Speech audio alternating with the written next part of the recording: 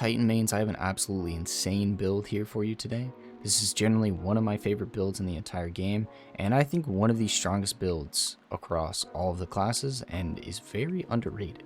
So let's get into it here. It's going to be using Sentinel Titan, with Ward of Dawn as super, Rally Barricade, Shield Throw, and then Vortex Grenade. And here's where it gets actually very interesting, is with the aspects. Instead of the usual Bastion, I know Overshield's got a buff in PvE and they're still very good, don't get me wrong, but you're going to want to use Controlled Demolition, which states hitting a target with a Void ability or Volatile Explosion makes them volatile. Further damage to a volatile target causes them to explode, grants you and nearby allies health when volatile targets explode near you. This thing is absolutely nuts and has carried me through GMs in the past, and I expect it to do the same here for anyone else. The next aspect here is going to be Offensive Bulwark. And then for Fragments is what's going to kind of really tie this build together to fit with Controlled Demolition, is going to be the first one, Echo of Starvation. Picking up a Void Breach or an Overpower grants Devour, which will flow in with Echo of Cessation. Finisher Final Blows create a burst of void damage that cause nearby combatants to become volatile. Defeating volatile targets creates a Void Breach. So picking up that Void Breach will proc Devour. And then the next ones here are going to be Echo of Expulsion. Void ability Final Blows cause targets to explode, which will key in with Controlled Demolition. So the Void abilities cause enemies to become volatile, and then there'll be the Volatile Explosion, which will kill enemies, and then on enemies' deaths will explode, causing more damage all around and just creating chaos. And then lastly will be Echo of Undermining. Your Void Grenades weaken targets, which will allow your grenade to basically do more damage and then also be a debuff for bosses. So you basically have a damage buffing super and then also a debuffing grenade. So you get the all-in-one package of just an insane support class with this, but it's also just insane add clear damage. Now let's get into the armor here. Going to be using the tried and true Heart of Inmost Light. Even with a nerf, this thing's still nuts. Armor perk states using an ability, Grenade, Melee, or Barricade empowers the other two abilities. Empowered means abilities have faster regen, Melee and Grenades do more damage, and Barricades have more hit points.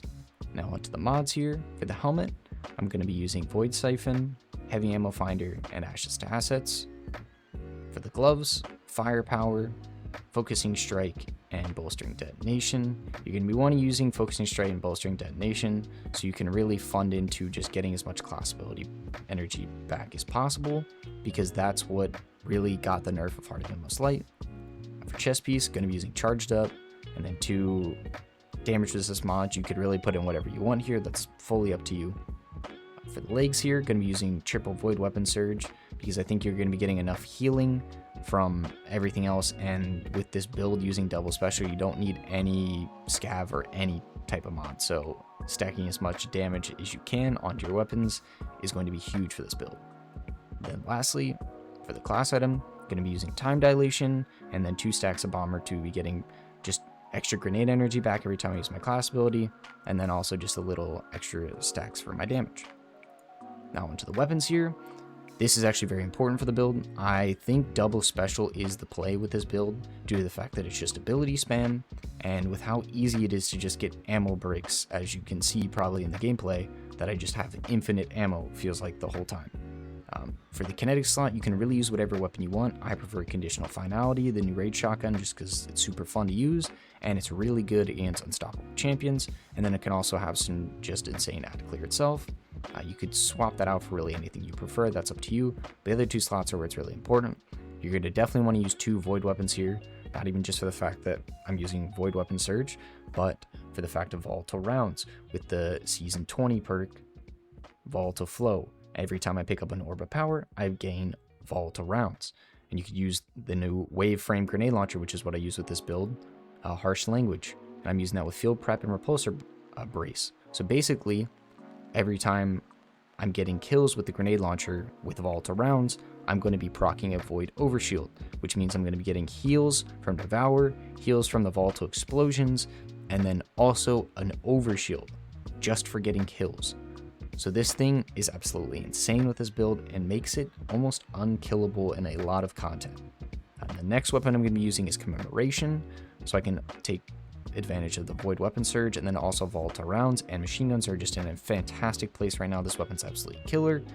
If you really wanted this for boss damage, you could switch out for Leviathan's Breath, grenade launchers, maybe a Void Rocket, whatever you prefer, but I do think this build right here is absolutely nuts and can kill in any piece of content. High tier, low tier, it doesn't matter. This thing will absolutely shred. But anyway, guys, that's going to be the video here. If you like the content, I definitely appreciate you liking and subbing, and I'll see you guys in the next one. Peace out.